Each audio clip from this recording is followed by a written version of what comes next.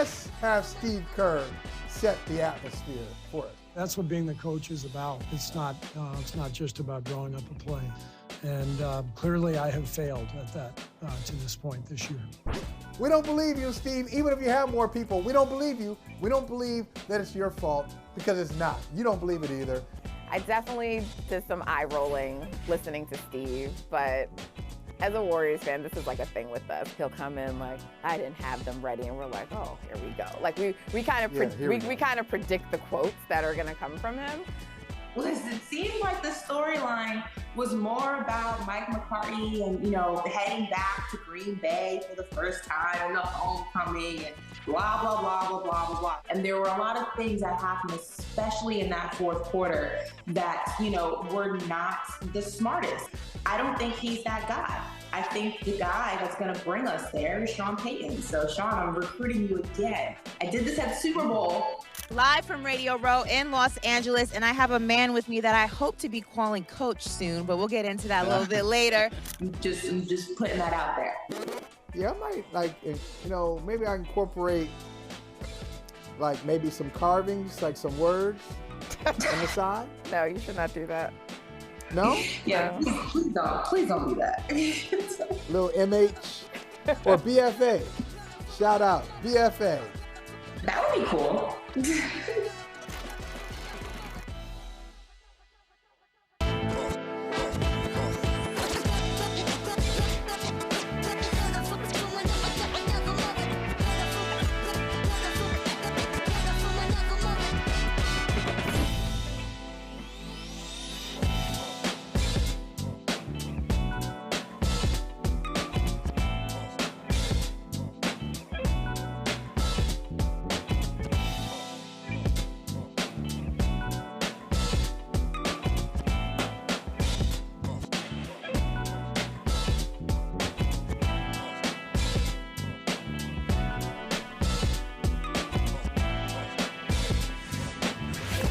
Welcome, welcome, welcome. Happy Friday, brother from another. We are back. I'm excited. I'm excited to see you. I'm excited to spend time with you. No matter where you are, whether you're watching on Peacock TV, watching on YouTube, checking us out via your favorite podcast, or listening on Sirius XM channel 85, which you know is what? Go ahead and say it. 35 spots down from the groove. Don't turn right now. Just later, after our show is over. And the show, man, we got a lot lined up for you today, starting with, off the top, in a couple of minutes, we'll talk with Albert Breer. I call him Bert. For the government, he's Albert Breer. For the government. For me, he's just Bert. Ohio State fan, smart guy. But one of the best NFL insiders in the country. We'll talk with him. We'll also talk with Dr. Jason Johnson. I have been intentionally waiting to talk about Black Panther 2, Wakanda Forever on the show because I want to talk about it with Doc Johnson, talk Black Panther with him, talk midterms with him, and see if he is ready to go back into the water after Natalie got him the last time he was here, one of the last times he was here. Also, speaking of Natalie, you know what we're going to do today? You know what we're going to do? The comment section. The comment section makes its triumphant return. And, of course, you know I'm passionate, especially going into the weekend. I'm passionate about putting a little extra money into your pocket. So my bet's your money. Last week, I averted a disaster. Started off 0-3. I thought it was going to be one of those 0-5 weeks. It's coming, by the way. I'm going to tell you right now. I will have an 0-5 week. Not coming this week, though. Last week, started off 0-3. Finished strong at 2-3. This week, I'm feeling, it hasn't been a fast week, so I'm feeling 4-1. I'm feeling 4-1 this week. We'll get to that later. But first, I want to talk to you guys about something, and I'm wondering for the parents out there. For the parents, have you ever found yourself saying to your child, you know, if you had done the right thing initially, we wouldn't be in this situation? Oh, you too. Oh, you said it too. Okay, let's talk. Yeah, you know you have. If you had just done the right thing, we wouldn't have to do all this stuff. We wouldn't have to put in all these parameters and clauses and qualifiers. All you got to do is the right thing. Be straightforward, be efficient, get to the point, and we don't have any problems. And I feel like that's what I want to say to the NFL. And more specifically, that's what the Fritz Pollard Alliance is saying to the NFL in the absence of any now clear solutions when it comes to hiring head coaches.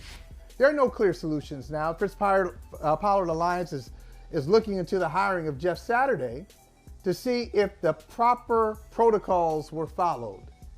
And I think what the Alliance will find is that the protocols were followed only because the NFL hasn't thought it through, whether lacking conscience or imagination or somewhere in between, hasn't thought it through.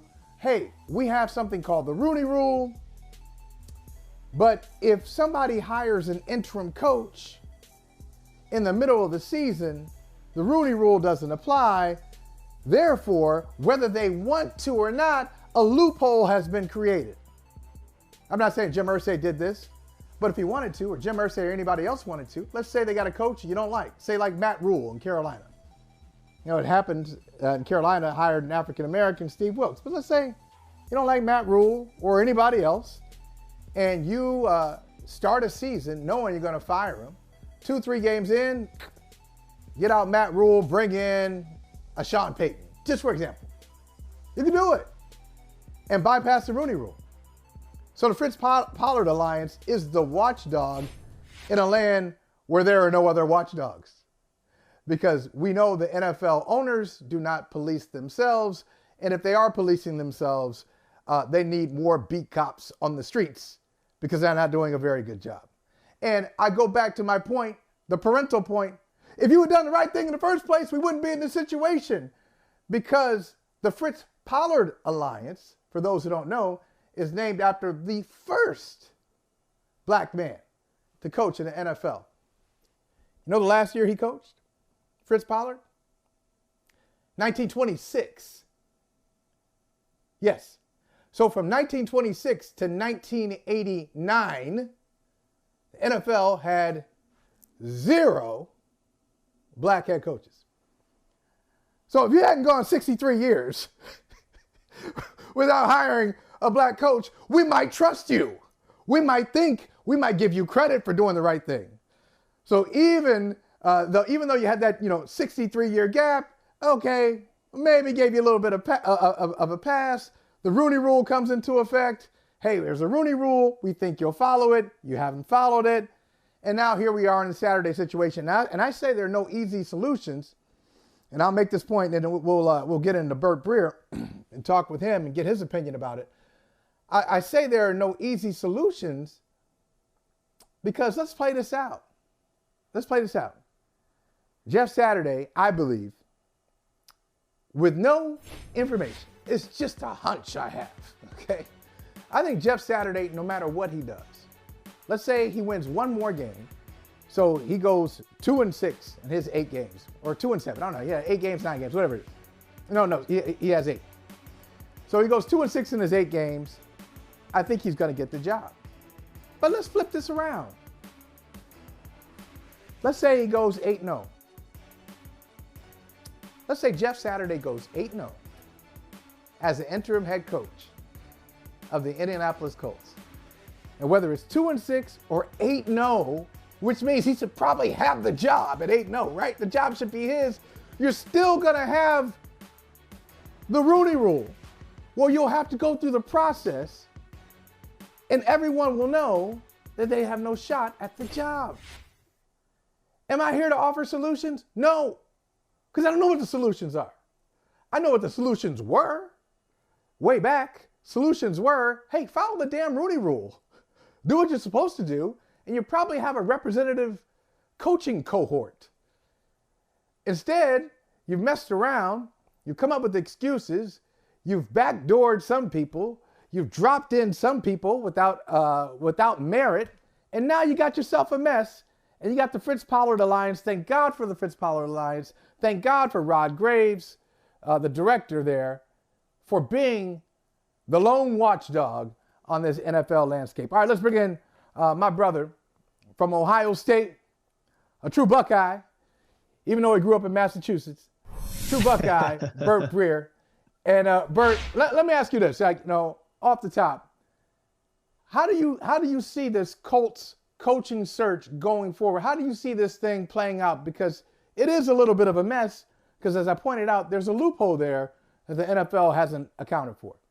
Yeah, I think that there's and I think the first thing you have to know is that I think Jim Irsay is genuinely enamored of Jeff Saturday. And if you look at the timeline here, he brought him on as an advisor. He had him at training camp a bunch in the summer.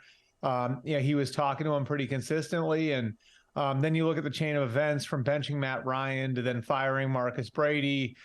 In there, they actually had a reunion. And for those who don't know, Tariq Glenn was one of the great left tackles of his time. He was going into the Ring of Honor. So that era of Colts, all those guys were in the building. Reggie Wayne's obviously on the staff already, but Marvin Harrison was there. Edgerrin James was there. Peyton Manning was there.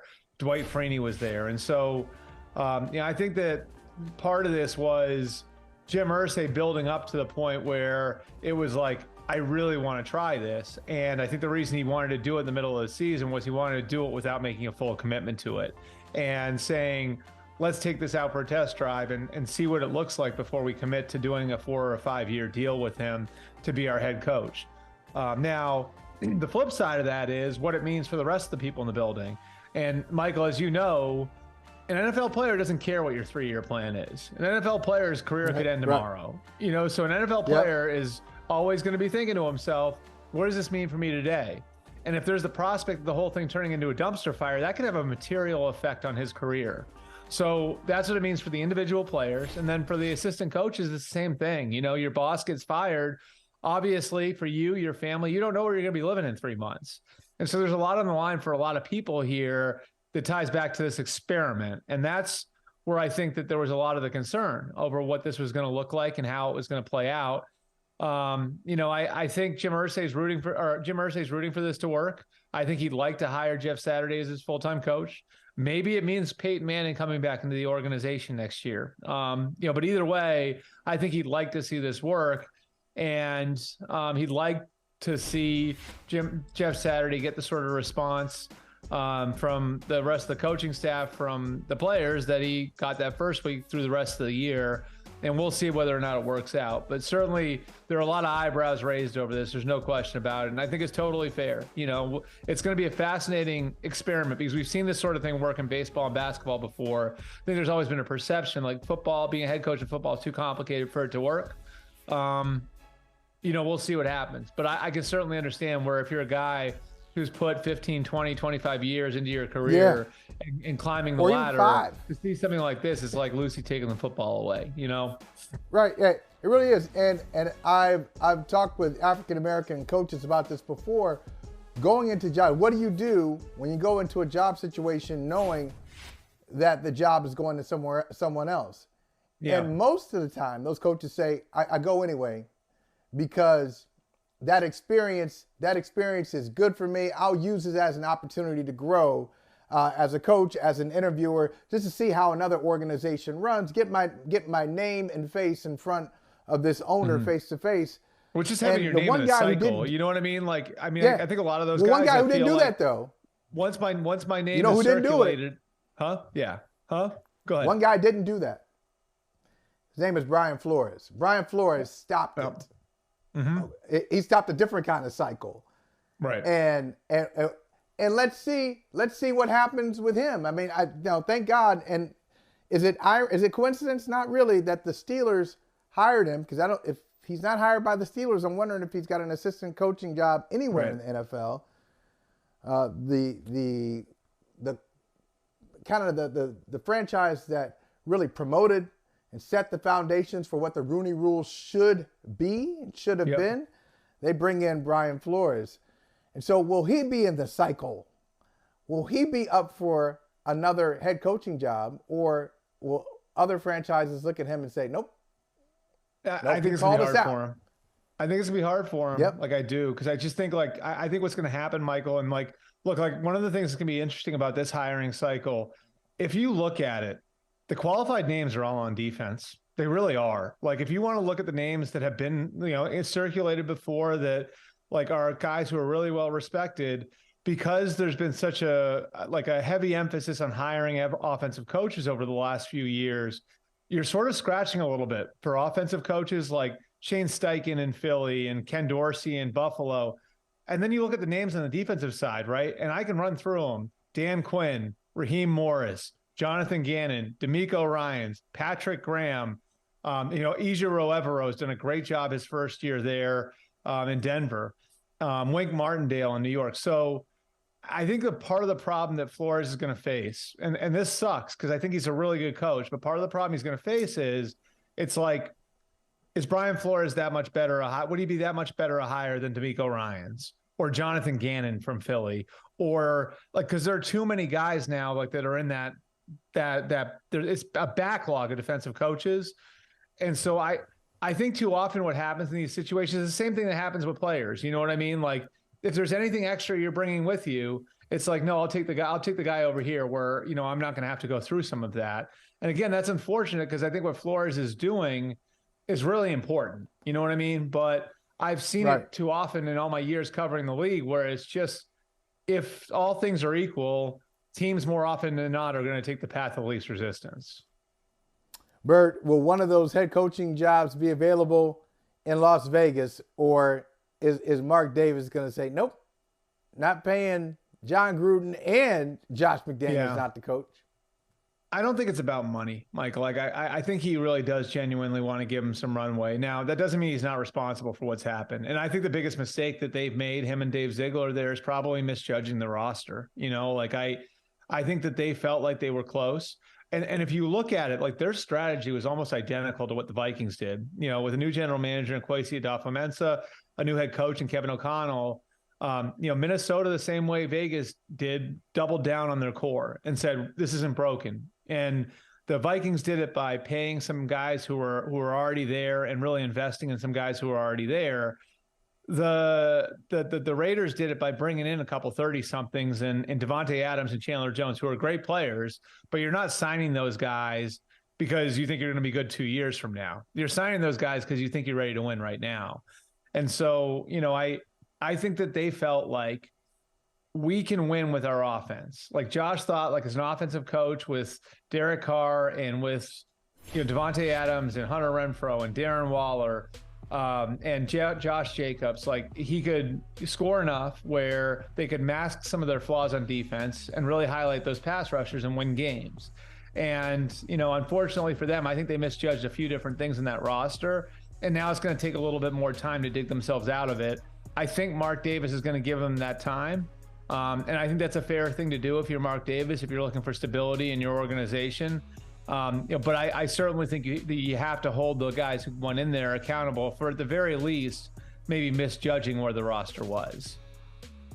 The next to last question I have for you, I was going to ask you about the entire NFC East, but I'm not going to do that. I'm going to focus on Philadelphia because I want to know what Howie Roseman is doing. The salary cap just keeps expanding for him, keeps expanding. He keeps adding draft picks. He's got plenty of draft picks. He's got a whole vault of draft picks for now, for the future, 5 years, like whatever. They just picked Ndamukong Suh. So they just pick up Ndamukong Suh. And I was talking to an Eagles fan last night, and he says, Ndamukong Suh really hasn't missed games in his career. Yeah. The guy's in his mid-30s. He doesn't miss games. If he's not suspended, he's not missing the game. And last year he started 17 games for the Bucs, and he's just hanging around. So, one, just Philadelphia, the way they're maneuvering the roster, and two, does Ndamukong Suh have anything left?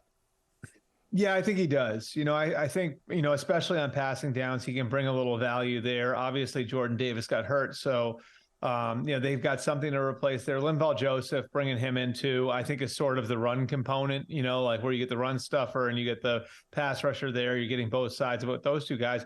And look, I think we have to give Howie credit, like tremendous asset management. And, and we're seeing that with some of the guys who are a little bit more, and I hate using the catch-all term analytics, but you see like the asset management in Cleveland with Andrew Berry and the asset management in Minnesota with Kwesi, in his first year there.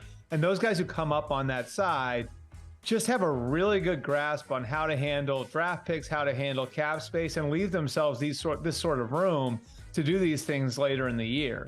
And so, I think this is sort of the lesson you can take, is like your roster can be, a thing that evolves over 365 days.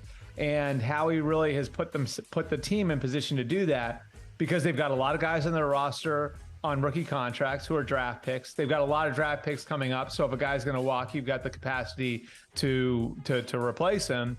Having those draft picks also allows you to let guys leave, which brings compensatory draft picks. And all of that kind of gives you more breathing room under the salary cap. And then, look, let's call this what it is. Having a quarterback at less than a couple $1 million a year is, like gold in the NFL if a guy's playing the way Jalen Hurts has played.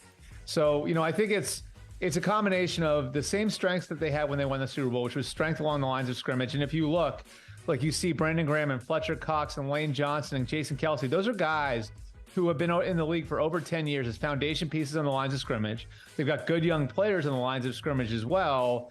And then they build out from there, having the sort of flexibility because of the asset management that Howie Roseman's maintained there. So I just think that they're in a tremendous spot going forward. If you think that Jalen Hurts is going to continue to evolve the way that he's evolved his first 3 years in the league. All right, Bert, last thing. I know where we're going. Sorry, America. But shout out, Ohio. We're about a week away. A week from tomorrow. 8 days. A week from tomorrow. The moment's going to happen.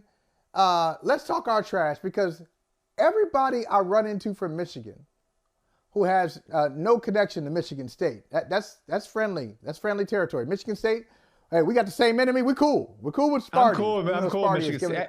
I've always told people this. Michigan is in giving the us some heartbreak, though. Michigan is in the Midwest. Michigan isn't of the Midwest. Ohio State is of the Midwest. Michigan might as well be on Long Island. You know what I mean? Right. So Sparty is giving us a couple of stingers at the Horseshoe too. Really has spoiled some seasons for us, but so they're still friendly though. We don't hate Sparty. A week from Saturday, it finally happens, because everybody I meet from Michigan, they just keep talking and talking as if they got a 5 or 6 game winning streak. I know. Against the Buckeyes. I had a I don't want any sportsmanship. I don't want sportsmanship a week from Saturday. I want to be down. Are you familiar with the quote, because we couldn't go for 3? Oh, right. Yes. So for people who don't know, this is the 1968 game, which is a famous game before I was born. I think before you were born too, Michael. Woody, before I was born. But Woody Hayes, the Ohio State had won a national championship and had a group of sophomores that was, considered maybe one of the greatest classes in school history. And they win the national championship that year. They go up 48-14 on Michigan.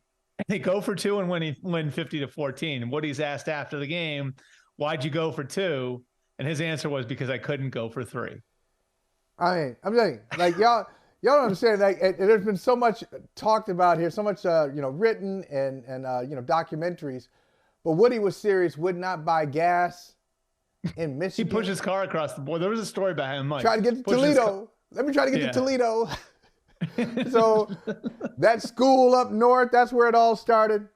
So look, I'm looking forward to it. We're staying focused. We're going to stay somewhat humble. I can't wait to talk about it.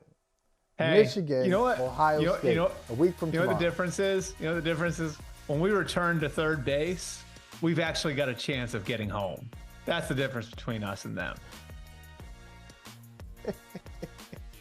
We're obnoxious. I love it, Bert. Good to see you. And look, if they lose, we got to come back on. We got to take the heat. We'll bring in Eisen. We'll bring Eisen on the show, because Eisen has been chirping all year. You know what you should do? Bring Michigan. Eisen on, and then surprise him with me as a guest. We have the 2 box here. All of a sudden, just say, "I got something for you." Have me pop in with a 3rd box. Okay, I like it. right. You know what? Maybe regardless, win or lose. Yeah. Rich Eisen, win or lose. Yeah, always welcome here. We're sportsmen here, right? Yeah, that's right. Also our brother, Rich Eisen. Brother from another. Yeah. Come on, Rich. That's right. Come on, join the show. Good to see you, Bert. All right, good to see you, Mike.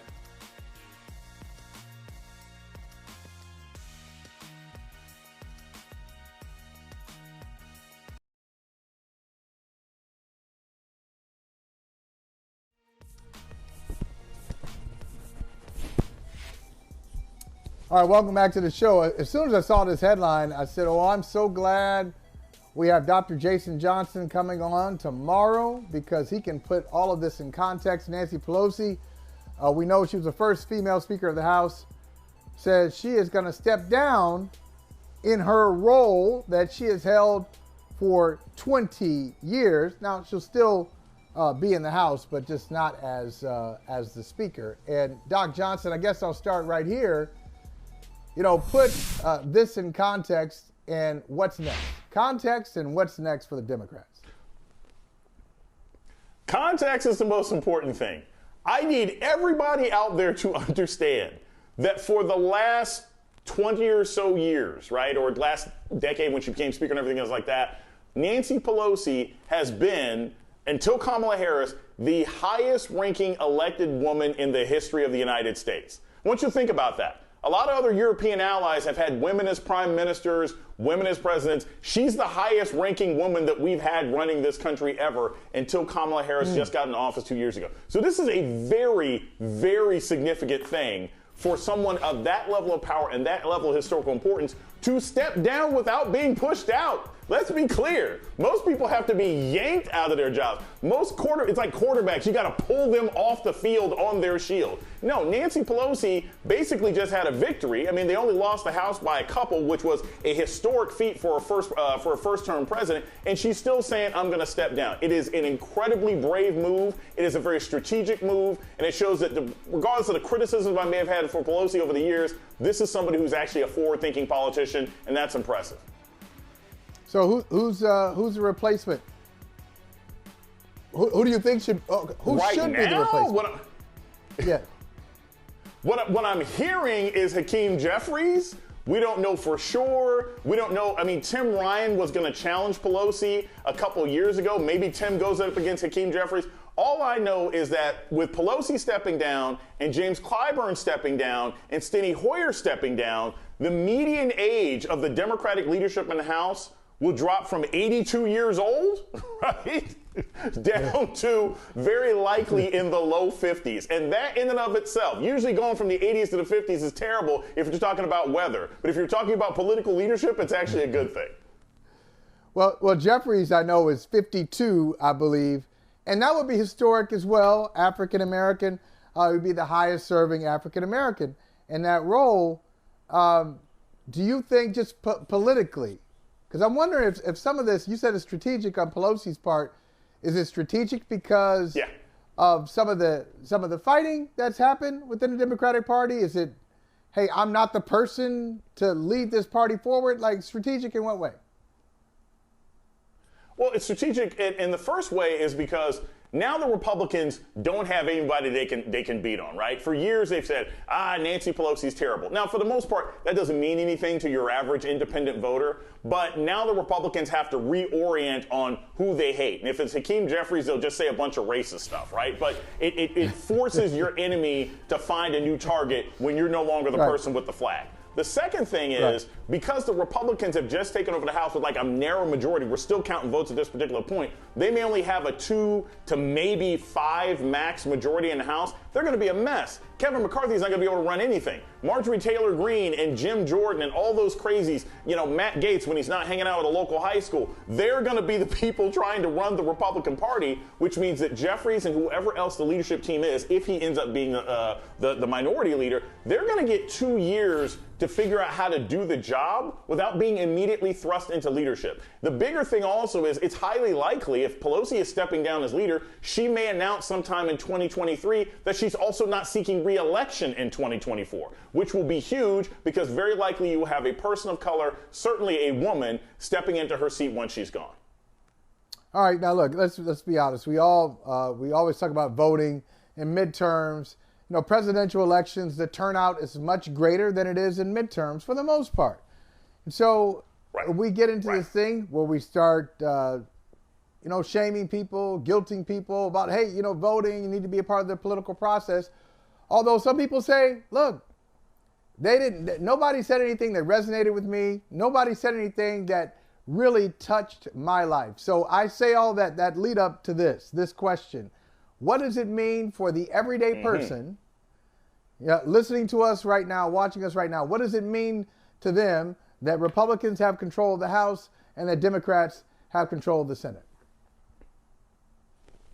It means that the ability to get legislation passed can actually be gummed up by your opposing party, right? For the last 2 years, certain bits of legislation haven't gotten through because of Kristen Sinema and Joe Manchin. Well, now they're less important because the Democrats have retained the Senate and very likely going to have 51 seats if Raphael Warnock ends up winning his runoff in Georgia, which seems very likely because last time I heard Herschel Walker can't produce enough children who will turn 18 by Election Day to push him over the line.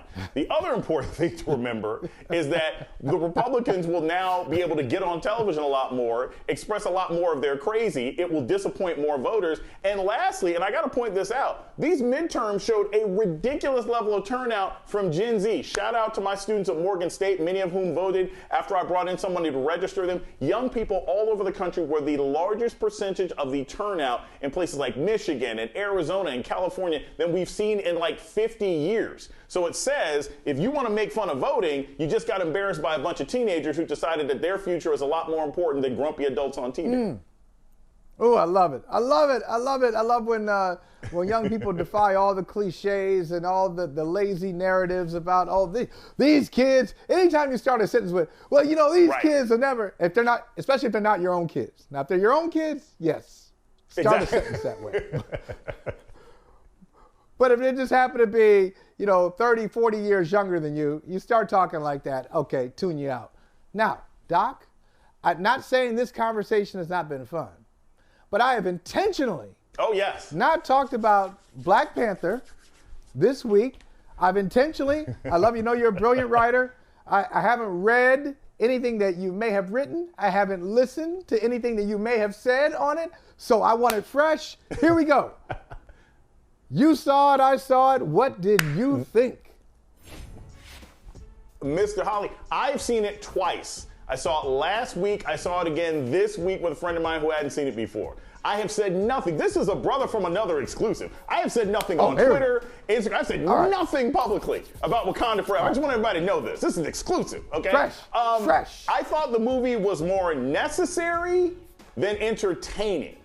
Once they decided that they were not going to recast Chadwick Boseman, his character as T'Challa, and I understand why. I've talked to a lot of people on the inside as to why that made the most sense for the creative process. It was about the best movie that you could come up with. Letitia Wright was a lot better as the lead than I expected her to be, but the action was really, really flat. I didn't have any of those scenes that resonated with me the way that the fights on Warrior Falls in the first movie did. I don't understand, even though I like the Ironheart character, I don't see why she had any point once Namor basically said, look, join me or die. And lastly, and this just seems so incredibly bizarre to me, the Wakandans are this super duper advanced society whose entire culture and economy is based on vibranium. You can't convince me, spoiler alert for anybody out there, that they never thought to look for vibranium anywhere but in their own backyard in 100 years? I'm sorry. There were some holes in this movie, even though I think it was overall pretty good. So, no, I'm surprised to hear you say that because I thought, I'm glad to hear your take on it so we can have a conversation. I thought, first of all, before we get to the action, because I think I'm going to debate you on the action, I thought some of the action scenes were really good. I thought there was action. It was set in the beginning. You had to deal with it. You had to wrestle with, okay, this absence. Right. And it kind of hovered. It did. It hovered over the movie. But I thought when they got into it, when they got into the action, I thought it was entertaining. But before I get there, I really want to talk about the performances. Like, Letitia Wright was great. Angela Bassett. Yeah. I'm sitting there watching Angela Bassett. I'm thinking, damn. Like, hey, why do we have to? We're doing all kinds of spoilers. By the way, if you haven't seen the movie, turn the volume down. Just turn the volume down for the next 2 or 3 minutes. Don't leave. Right. Turn it down it's 2 or 3 minutes. Now. Yeah. But to kill off Angela Bassett. I'm like, man, they killed the queen? Because I think Michael, she was no. That scene, Doc, where she's talking about when she's got to strip the general of her power, and the general says, hey, I've given everything to Wakanda. And when she responds, she's like, look, my husband's gone, my son's gone, I don't know if my daughter's alive. Have I not given everything? Ooh, that gave me chills. Hey, I thought everybody really was on their thespian game, like A+. I can't go A+. Look, I thought that was a great speech by Angela Bassett / Queen Ramonda. She even got the Angela Bassett quivering lip thing, which always gets me. But, you know, to paraphrase the rapper, there's some holes in this plot. There's some holes in this plot. They were just holes. There were just holes in the plot. There were just things that didn't make any sense. Like I said, I don't understand why they didn't know where to look for vibranium. But besides the vibranium, I don't understand why they decided to keep Riri Williams after it was abundantly clear that she wasn't going to be necessary. I don't understand how the Wakandans, who were so incredibly smart, realized that when you're going to war with somebody in the water, that maybe you should be prepared for these magical water balloons that they keep throwing. I don't understand if you're having a battle against a guy who can fly, that your entire plan is to trap him inside a spaceship and then take him to an island and then what? Kill him there and then go to war for 100 years, drag him back and hope he doesn't play you? Strategically. Just dry him out. But dry him out and then bring him right back. It's SpongeBob. He was just going to squeeze himself back together. Like, I mean, the acting was amazing. And I think that if it had been about Nakia instead of Letitia Wright, I think there should have been it was clear that there was space for romantic chemistry between Namor and somebody, and I think they just decided they weren't going to do it there. But there were plot holes in the movie. Like, I shouldn't have to think about those things at the end. And look, I also say this, again, great emotional performances at the end when Shuri is finally burning her clothing from the funeral. All that is deep and wonderful. Crying, she had a lot of white sheets. She lost her mom, her dad, and whatever in 6 years. But she wasn't mad that she didn't know she had a nephew? Right. Make no sense. But it did say Black Panther will return. Black Panther will return. So maybe we get to the anger. Maybe we get to the anger of, hey, it's great, I got a nephew, but hey, why didn't you say nothing? I've seen you. Hey, you didn't tell me about this. and I wonder how far ahead we'll go in the story. So we got a 5-6-year-old nephew. When we return, are we going forward 15 years? Where clearly we've got things set up. You don't even have to do that. We got the next one, perhaps. But do we go from she's a Black Panther, now she's not? All I'm saying is all you'd have to do is have him sucked into another dimension during Quantum Mania with Kang the Conqueror. He can come back in 5 minutes and be 22 years old. Like that, once the sun is there, it is very easy to have another Black Panther who is from their family line. Like, that's the easiest thing in the world to do. You got alternate dimensions. I mean, Steve Rogers went to the past, came back in 10 minutes in the middle of a park feeding birds, and he had aged 35 years. You can do that in these movies now. They've established that time travel is possible. So I'm not worried about the future of the franchise. I just think that this movie felt like a necessary step instead of something fully made to entertain me. And again, I put it in the top 25% of MCU movies. It's not as good as the first one, but it's definitely better than Love and Thunder or any of the other movies that they've come out with this year. Stop. Okay. I just wanted to stop you before you continue this crusade. I didn't want you to. I'm not gonna say it. Don't say it. Okay. It's interesting. Doctor Strange. Think, Doctor Strange. That's it. It's Doctor Strange. Okay. It's better than Doctor Strange. Let's see. Oh man. See, you're just not right. I think I need to do what you've done and see it a second time because I want to. I liked it. I thought it was really good. Like the original, the first one, I knew it wasn't going to be better. I didn't even expect it to be on the same level as the first one because it was such a cinematic event. It was a cinematic masterpiece. You're not gonna replicate that. But I thought it was a good movie. But I need to see it again to see what you saw or see what you didn't see. So I'll do that. But in You'll the see meantime, through the holes in the plot. You'll see through all the holes in the plot. There were quite a few. But again, it's a good movie. All right. Hey, before you go, I want to introduce you or reintroduce you to your close friend, Natalie. Natalie's back. Natalie's here. We're doing the comment section again today. You know, last time you guys talked, it was really, you know, we started talking about the light skins and dark skins in the NBA. And, you know, it really became a really, it was an unexpected, it was unpredictable. It was an unpredictable. It was script. very much all those things. Yeah. Hello, doctor.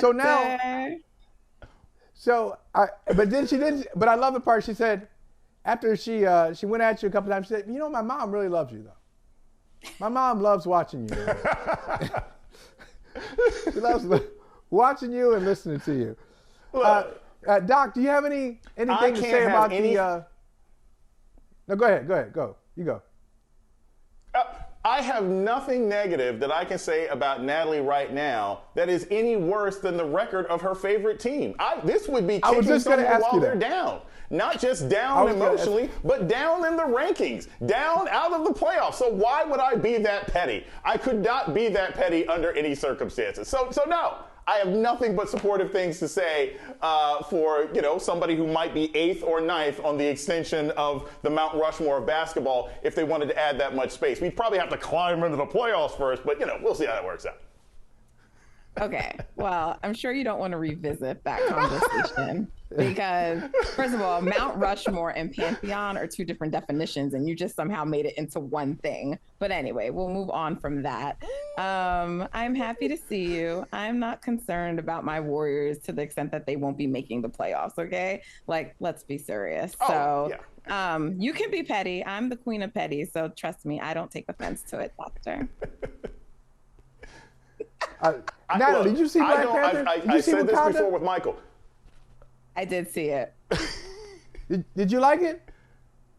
I did. You know, before there were like some people saying like on Twitter, they were like, oh, it's better than, you know, Black Panther 1, the original Black Panther. I did not have that same reaction. People were very emotional. They were like, people were taking video. They're like, oh my God, bring the tissue. So I did. I brought my tissue. And me and my friend were like, I don't, why was everybody crying? I thought the tributes were nice. You know, I enjoyed the movie, but I didn't have sort of the reaction a lot of people on social were saying they were having. Yeah. Okay. All right. I don't know if I agree fully with Dr. Jason, but I don't think it's better than the first one. So I agree with you, Mike, on that. I thought it was entertaining, but yeah, I definitely I would be Black Panther before Wakanda Forever. I'm just like, I need to look at this. I'm telling you, last thing I'll say, I will see it again. I know that, but that cast, I'm just blown away by the cast. We just saw the picture there. I didn't mention Martin Freeman. I didn't mention like so many other people in the cast who were fantastic outside of the core. And like even the so-called secondary characters I thought were incredible. Not just in name value, but in bringing the performance. So I'll look at it again. Good to see you, Doc. And I'm glad like you and Natalie are, you know, you guys are cool again. Everything's cool. It's all copacetic. Yeah. Like I said, I told you, I don't pay attention to the NBA until after Christmas. So I'm going to get all my shade out now. The real season starts once Mariah Carey starts singing, so we're good. You are hilarious. There's some holes in this one. You were crazy. I love it.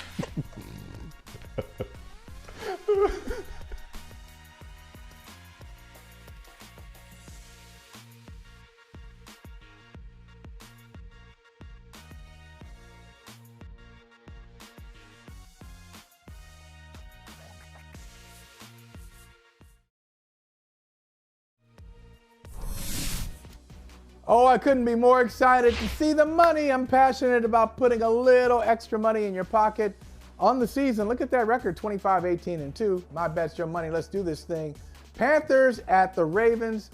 I'm going to tell you, I don't think the Panthers will win this game, but it will certainly be close. I'm going with the Panthers. They're getting 13 points. How disrespectful is that? This is going to be an entertaining game. Jets and Patriots, same thing. Jets won't win it, but I think the Patriots will win by 1 or 2. Give me the Jets and 3.5. Steelers versus Bengals. Give me the Steelers to win it outright, to win this game and to sweep the Bengals on the season. Vikings, Cowboys. Cowboys, Dan Quinn, you got to do your best work. I know Albert Breer said you're up for a head coaching job, or you might be at the end of this year. Don't show them the Vikings-Cowboys game, because I don't like that matchup. Give me the Vikings over the boys. You know I like the boys. And Chiefs and Chargers. Come on. Come on. I don't care what the line is. I'm rolling with the Chiefs. I see the Chiefs as the only great team in the AFC. Sorry, Buffalo. Only great team in the AFC, the Chiefs. My bets, your money. I think that was a 4-1 week. 4-1. We'll check in next week, see how we did.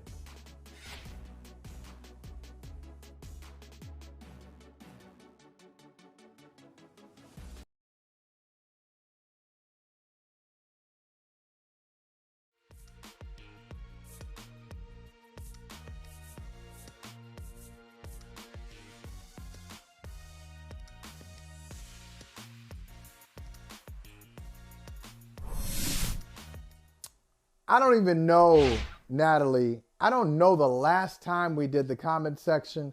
I've missed the comment section. So I am so looking forward to this. This is my main course and my dessert, and maybe even my little drink on the side. I'm so looking forward to the comment section. Come on now. What do you got for us? So yesterday you did a little rapid fire with me, and during that period I touched on my dislike of the Phoenix Suns squad, and we posted about that on social last night, and I gotta tell you, the people seem to really like my my little tirade. It wasn't even that bad, but they found it funny. So, you know, you had Tony Jones from The Athletic saying all the extraness. That was something I apparently said. I don't even realize I say these things sometimes. Someone relying on like John Morant, but he said, real Chris Moore, we know Natfluential runs up the chimney. She wants all the smoke. I don't know if you remember, that was a John Morant quote. I was like, oh boy. And then there was someone else. He was like, sounds like the Warriors. And I was prepared for people to say that, because people say the Warriors are front runners. So I've been having a little back and forth with that individual as well.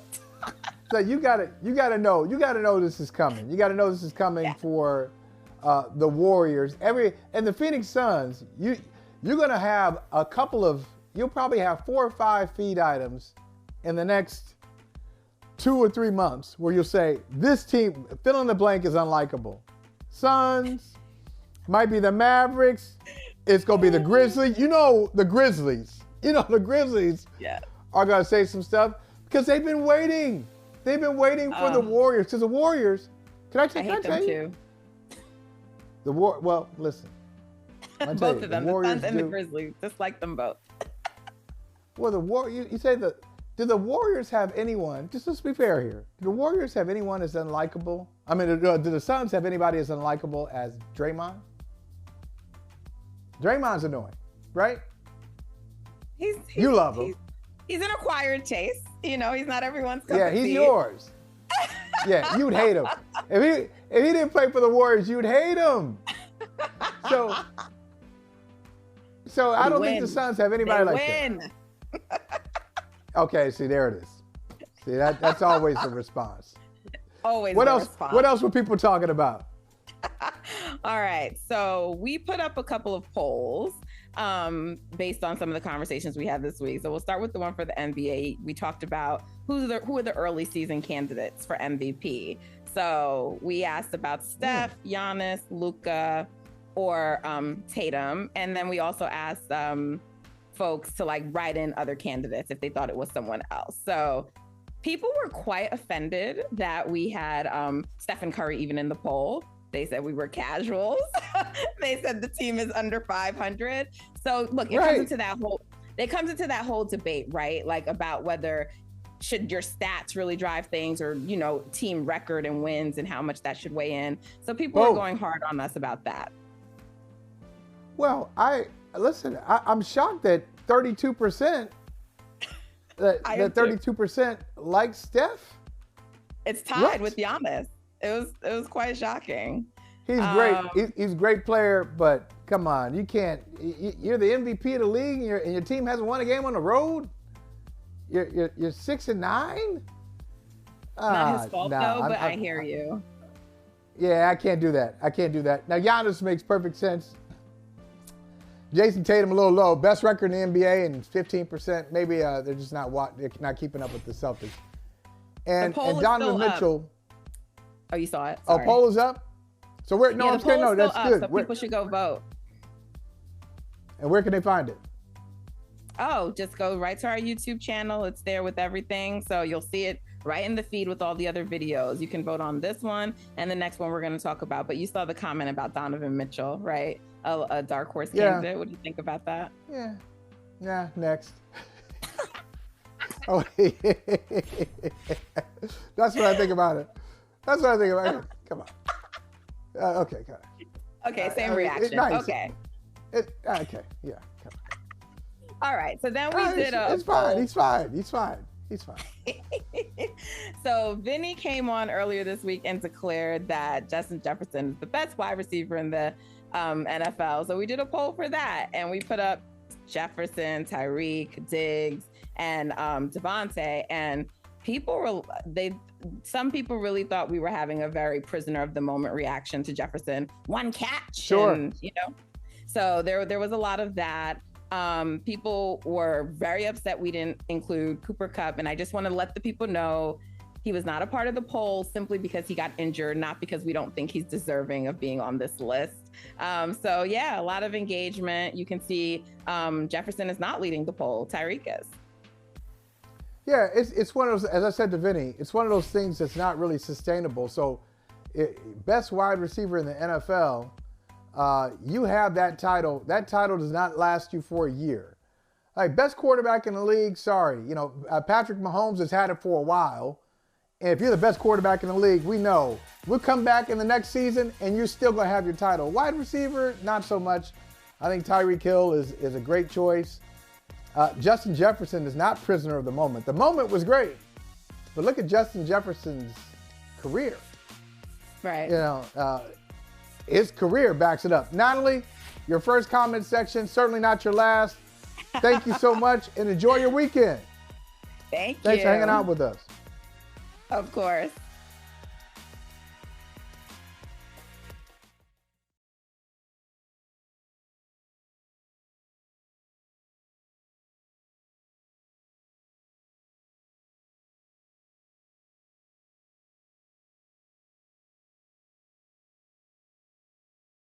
Hey, thanks for watching Brother from Another on YouTube. Make sure you hit subscribe before you leave, and be sure to watch us 3 to 5 p.m. Eastern Time on Peacock.